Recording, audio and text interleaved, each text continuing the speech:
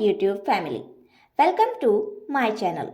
आप सभी का हमारे YouTube channel Reema stories of world में स्वागत है। उम्मीद करते हैं आप सभी बढ़िया होंगे। फ्रेंड्स, तो आ गई है आप सभी के लिए एक और नई मज़ेदार और जोरदार कहानी। तो कहानी शुरू करने से पहले अगर आपने हमारे चैनल को सब्सक्राइब नहीं किया है तो अभी कर ले और बेल आइकन दबाना बिल्कुल भी ना भूलें, ताकि हमारे हर न्यू वीडियो की नोटिफिकेशन आपके पास सबसे पहले पहुंचे। तो चलिए आपका ज़्यादा समय न लेते हुए कहानी शुरू करते हैं।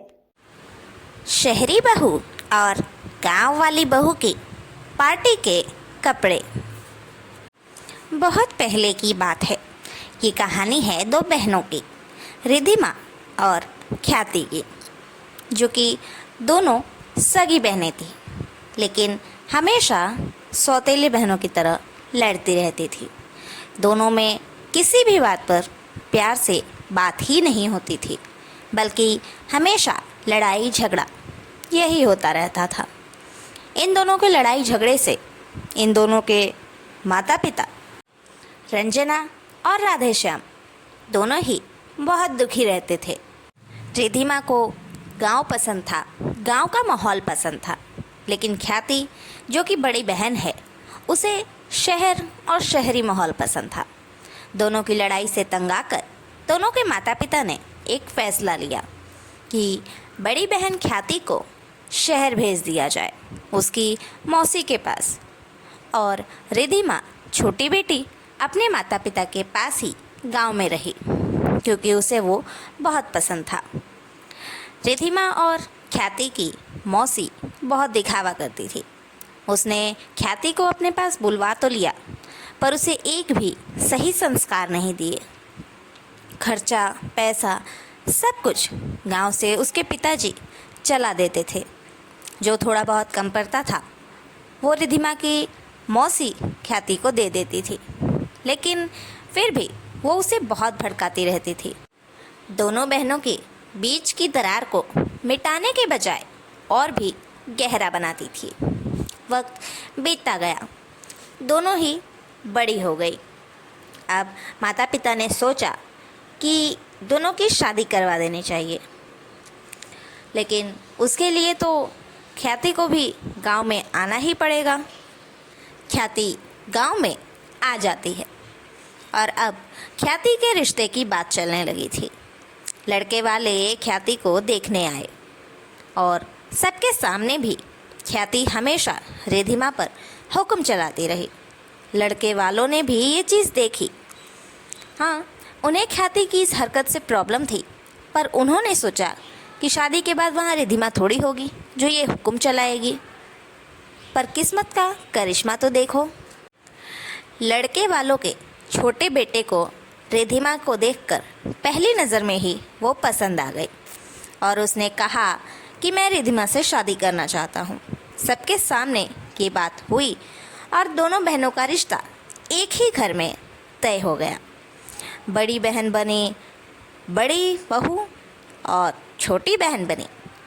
ये जानते हुए कि रिधिमा ख्याति की देवरानी बनने वाली है, उसने अभी भी उसका हुक्म चलाना नहीं छोड़ा।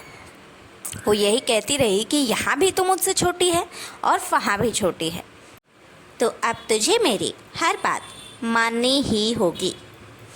और रिधिमा भी कहाँ कम थी, उसने भी जवाब दे दिया, ज़रूर बहना, मानूंगी ना, लेकिन जहाँ तुमने जेठानी बनकर मुझ पर हुक्म चलाया, वहाँ मैं भी देवरानी बनकर ऐसा झगड़ा करूँगी कि तुम देखती रह जाओगे। बस दोनों बहनों की लड़ाई शुरू हो गई। ये लड़ाई उनके माता पिता ने सुन ली। दोनों आए और उन्हें समझाया, बेटा तुम दोनों अब एक ही घर में जा रही हो बहू बनकर, वहाँ पर तुम दोनों बहनें भी हो और देवरानी जेठानी भी, और वहाँ पर हमारी इज्जत तुम दोनों के ही हाथों में होगी। अगर तुम इस तरह से लड़ते रहोगे तो भला हमारी इज्जत तुम्हारे ससुराल में क्या ही कोई करेगा। कोई क्या कहेगा कि कैसे माँ बाप है, अपनी दोनों बेटियों को प्यार से रहना भी नहीं सिखा पाए। क्या तुम दोनों को ये चीज़ें अच्छी लगेंगी? रिधिमा तो समझ गई, पर ख्याति कुछ कम नहीं थी। उसने हाँ हाँ तो कह दिया, पर माता पिता के वहाँ से हटते ही फिर से रिद्धिमा पर हुक्म चलाने लगी। वो सुधरने वाली ही नहीं थी। वक्त बीतता गया, दोनों बहनों की शादी एक ही घर में हो जाती है। ख्याति का पति दीपक था बड़ा बेटा और हरीश था घर का छोटा बेटा, रिद्धिमा का पति। दोनों ने अपने अपने पतियों से शादी के बाद खूब सारी बातें की, एक दूसरे को समझा और अगले दिन सुबह उठकर दोनों बहुएं तैयार हो गई। तैयार होकर दोनों एक साथ अपने अपने कमरों से निकलती है और बस वहीं पर लड़ना चालू। क्या बात है रिद्धिमा, आज तो तू जल्दी तैयार हो गई। हाँ ख्याति बहना, अब आप मेरी जेठानी हो तो आपके सामने कंपटीशन में मुझे भी जल्दी ही तैयार होना पड़ेगा ना। बस दोनों बहनों की लड़ाई सुनकर ही सास और ससुर, सविता बहन और सरोज भाई दोनों वहाँ पहुँच जाते हैं। घर की मुखिया थी सविता जी, वो सास थी इन दोनों की। घर के सारे अहम फैसले, शादी ब्याह, घर बनाना, कहीं जाना आना, कौन क्या करेगा, सब कुछ सविता ही डिसाइड करती थी। सरोज भाई बहुत ही हंसमुख मिजाज वाले थे, बहुत ही प्यारे स्वभाव के थे। उन्हें इस बात से दिक्कत भी नहीं थी कि उनकी बीवी घर का सारा काम संभालती है, बल्कि वे तो इसमें भी हंसी मजाक करते हैं कि चलो भाई, अच्छा हुआ मेरे सर से बोझ हल्का हुआ, ऐसी बीवी भगवान सबको दे। लेकिन सास थोड़ी खड़ूस मिजाज की थी। उसने दोनों बहुओं का झगड़ा सुना और सुनकर ही उन्हें बहुत डांट लगाई। आज ससुराल में तुम दोनों का पहला दिन है, पहली और आखिरी गलती समझकर मैं माफ़ कर रही हूँ। आज के बाद अगर ये झगड़ा मेरे सामने हो गया, मैंने सुन लिया, समझ जाना तुम दोनों को हमेशा के लिए तुम दोनों के मायके भेज दूँगी, क्योंकि मेरे घर में ये सब ना आज तक हुआ था ना ही आगे होगा। अगर समझ में आ गई हो बात तो दोनों हॉल में आओ, मुझे तुम दोनों से बात करनी है। और अगर समझ में नहीं आई हो तो सीधा अपने मायके चली जाओ। इनकी बातें सुनकर दोनों बहनें एकदम डर गई, काँप गई। दोनों बहुओं को बुलाकर सास ने बड़ी बहू को आदेश दिया कि आज तुम्हारी पहली रसोई नहीं होगी, आज छोटी बहू की पहली रसोई होगी और कल बड़ी बहू की। इस बात पर बड़ी बहू ने यानी कि ख्याति ने तुरंत ही रिजेक्शन दिया कि जी नहीं सासू माँ, मैं आपकी इज्जत करती हूँ, पर आज मेरा भी पहला दिन है। अगर इसकी पहली रसोई आज होगी तो मेरी भी आज ही होगी। इस बात को सुनकर सासू माँ बोली, ठीक है, जब तुम्हारी इच्छा आज ही सब करने की है तो जाओ करो, लेकिन दोनों बहुओं को अलग अलग खाना बनाना है। मुझे देखना है कि आखिर कौन अच्छा बनाता है और कौन खराब। अब रसोई में जाने के बाद ख्याति की हालत हुई खराब। उसे समझ ही नहीं आया कि वो क्या बनाए, पर रिद्धिमा को बिल्कुल तकलीफ़ नहीं हुई, क्योंकि वो तो हमेशा से किचन में ही काम करती रह गई, क्योंकि वो गांव में जो रही है। उसने सबके लिए अच्छे अच्छे पकवान बनाए, मिठाइयाँ बनाई और बहुत कुछ बनाया। लेकिन बड़ी बहू ख्याति को कुछ समझ में नहीं आया, तो उसने pizza, burger, Manchurian, fried rice ये सारी चीज़ें बना दी, जो कि उसे चाइनीज़ खाना ही आता था, शहर में रहकर उसने सीखा था। सासू माँ को छोटी बहू के बनाए हुए सारे व्यंजन पसंद आए, पर बड़ी बहू के बनाए हुए एक भी नहीं। पर दो लोग थे जिसने बड़ी बहू के हाथ का खाना स्वीकार किया, ख्याति का पति दीपक और उसका ससुर, क्योंकि उन दोनों ने ये एक्सेप्ट कर लिया था कि ये शहर में रही है तो इससे ये सब कुछ गांव वाला खाना एक्सपेक्ट करना मुश्किल है। पर हाँ, इसने जो भी बनाया है उसे स्वीकार करो। उसके बाद ख्याति दुखी हो जाती है कि आज रिद्धिमा का बनाया हुआ खाना सबको पसंद आया, पर मेरा खाना सिर्फ 2 जन ने ही खाया, सबने तो नहीं खाया। उसे इस बात का एहसास होने लगा था कि उसे रिद्धिमा से लड़ना नहीं, उससे सीखना चाहिए। लेकिन उसने इस फीलिंग को नज़रअंदाज कर दिया। आगे कुछ दिन बीत गए, लड़ते झगड़ते, छुपते छुपाते कुछ महीने बीत गए। अब जाना था घर की दोनों बहुओं को एक रिलेशन की नई बहू की मुँह दिखाई में। जो कि एक पार्टी थी और मुँह दिखाई भी थी। वहाँ जाने के लिए कपड़े नहीं थे दोनों बहुओं के पास। सास ने दोनों बहुओं की परीक्षा ली। कहा कि इस पार्टी और मुँह दिखाई में जाने के लिए तुम दोनों को अपने अपने कपड़ों का इंतज़ाम खुद करना होगा।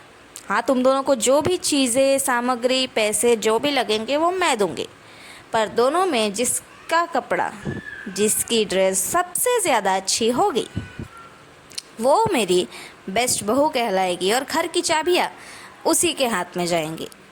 ये सुनकर ख्याति को लगा कि मैं घर की बड़ी बहू हूँ, चाबियाँ तो मुझे ही मिलनी चाहिए, सब कुछ मुझे ही संभालना है ताकि मैं मालकिन बन सकूँ। ये सोचकर उसने सोचा कि मैं महंगी से महंगी ड्रेस लाऊं और वो जाकर अपनी सासू माँ से सीधे ढेर सारे पैसे की मांग करती है। उसकी सास ने उसे पैसे दे दिए और वो गई रिधिमा के पास। तब उसने देखा कि रिधिमा ने अपनी अलमारी और कमरा दोनों फैलाया हुआ है। आखिर ऐसा क्यों? उसने सवाल किया। तभी बहू ने जवाब दिया, माँ जी, मुझे पैसों की ज़रूरत नहीं है। मेरे पास बहुत सारे पुराने पुराने कपड़े ऐसे हैं जो मुझे या तो छोटे हो गए थे या तो बचपन वाले हैं और मैंने पहने नहीं थे। बहुत सारे ऐसे कपड़े हैं जो अभी पुराने हैं पर एकदम नए जैसे। मैं सोच रही थी क्यों ना मैं उन सब में से कुछ देख लूँ और कोई अच्छे से कपड़े खुद ही बना दूँ, क्योंकि मुझे सिलाई आती है। फालतू में पैसे खर्च करने से आखिर क्या ही मिलेगा।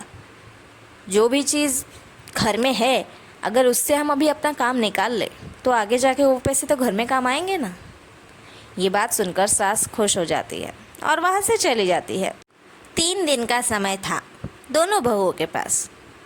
3 दिनों में महंगी से महंगी ड्रेस बड़ी बहू खरीद कर लाती है और यहाँ छोटी बहू घर में ही अपने हाथों से मशीन पर बैठकर सिलाई करके पुराने पुराने कपड़ों को जोड़कर ऐसा सुंदर सा लहंगा बना देती है जो देखकर सब हैरान हो जाते हैं। रिधिमा के कपड़े सभी को बहुत पसंद आते हैं। सब कहते हैं कि ये तुम लाई कहाँ से, खरीद कर, इतनी महंगी लग रही है ये। पर रिधिमा ने सबको बताया कि उसने ये खुद से बनाया है सिलाई करके। ये देखकर ख्याति को अच्छा नहीं लग रहा था, क्योंकि उसके जो कपड़े थे वो महंगे थे, खरीदे हुए थे, एकदम प्रोफेशनल थे, पर उसमें प्यार नहीं था और उसमें घर चलाने की कोई गुणवत्ता ही नहीं थी। क्योंकि उसने उस कपड़े पर जितने पैसे खर्च किए उतने पैसों में तो 1 महीने तक पूरा परिवार खाना खा ले। वो ड्रेस ढूंढने के लिए 2-3 दिन तक लगातार ख्याति बस घूमती रही और आखिरकार हुआ ये कि जब दोनों बहनें पार्टी के लिए घर से निकल रही थी तब अचानक ही ख्याति का पैर फिसला, वो गिर जाती है और उसके कपड़े दरवाजे में लगकर फट जाते हैं बुरी तरीके से। उस वक्त रिधिमा का बनाया हुआ ही एक कपड़ा पड़ा था जो उसने उठाकर अपनी बहन को दिया कि तुम ये पहन लो, वरना ऐसे फटे हुए कपड़ों में तो नहीं जाओगी ना पार्टी में। उसके बाद ख्याति को ये एहसास होता है कि घर की मालकिन बनना ही सबसे बड़ी बात नहीं है, घर को कैसे चलाना चाहिए ये भी आना चाहिए। इस वजह से अब ख्याति धीरे धीरे सुधरने की कोशिश करने लगी और वक्त के साथ वो पूरी तरह से सुधर गई। उसने अपनी बहन को, अपनी देवरानी को देवरानी नहीं, बिल्कुल अपनी छोटी बहन समझकर ही पूरा प्यार दिया और उसके साथ मिलजुल कर रहने लगी। ये देखकर सासू माँ भी खुश हो गई और घर की चाबियाँ रिधिमा को मिल गई, क्योंकि वही उस लायक थी कि घर को अच्छे से चला पाए। तो फ्रेंड्स, ये थी हमारी आज की कहानी।